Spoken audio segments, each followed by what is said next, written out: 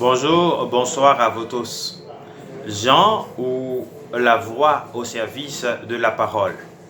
En cette solennité de la nativité de Jean-Baptiste, nous sommes invités à reconnaître comme Jean, nous sommes des témoins, invités à être des témoins, avec l'Église qui nous invite à être baptisés et envoyés.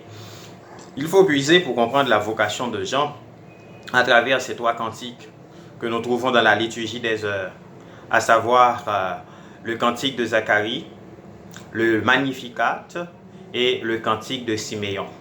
Pourquoi dit-on qu'il faut puiser dans ces trois cantiques pour trouver la vocation de Jean? C'est parce qu'à travers ces trois cantiques, il y a un fil rouge, et ce fil rouge n'est autre que le nom de Jean le Baptiste. À travers ces trois cantiques, nous comprenons que Dieu fait grâce. Dans le cantique de Zacharie, Élisabeth chante la gloire de Dieu qui l'a visité. Dans le Magnificat, Marie chante la gloire de Dieu qui a visité sa servante humble et simple. Et Élisabeth ovationne Marie d'avoir eu cette grâce d'enfanter le fils de la promesse. Et dans le cantique de Siméon, Siméon rend gloire à Dieu qui a daigné visiter son peuple en envoyant son fils, soleil levant, qui vient nous visiter.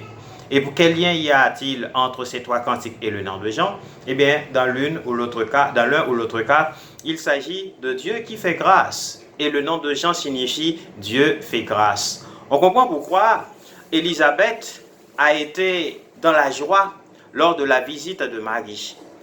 C'est déjà la rencontre entre la parole et la voix.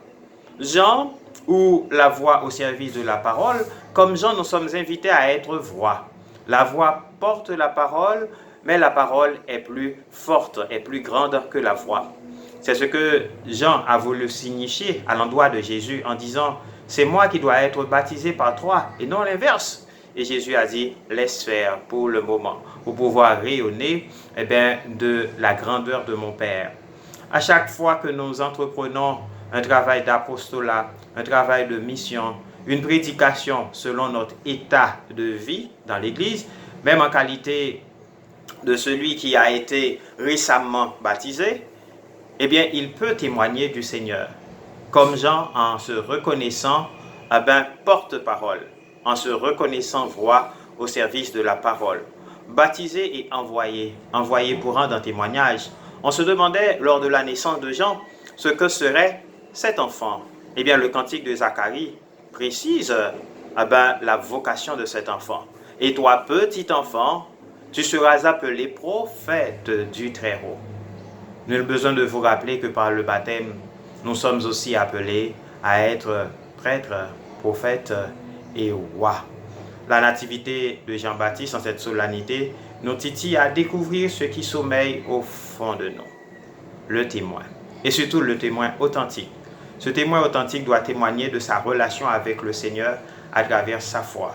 Une foi qui est assise sur 4 pylônes, sur 4 piliers, nous dit l'apôtre Paul dans sa lettre aux Éphésiens. Le premier pilier, c'est la vérité. Le deuxième pilier, c'est l'amour. Le troisième pilier, c'est l'unité. Et le quatrième pilier, avec l'apôtre Paul, qui nous invite à le découvrir, c'est la sainteté. La sainteté qui passe par deux choses. Comme Jésus nous le dit dans l'évangile de Jean au chapitre 17, la sanctification doit venir de la parole de Dieu. Père, que ta parole les sanctifie. La sanctification n'est rien d'autre que la rencontre de la parole de Dieu et la volonté de vivre cette parole en vérité. En cette solennité de Jean, regardez Jean comme celui qui indique la route pour être comme lui, précurseur, pour cheminer vers la sainteté. Soyez saints, comme nous le dit Jésus, comme votre Père Céleste est saint. Bonne fête de Saint Jean le Baptiste, union de prière pour Anawim Télévision.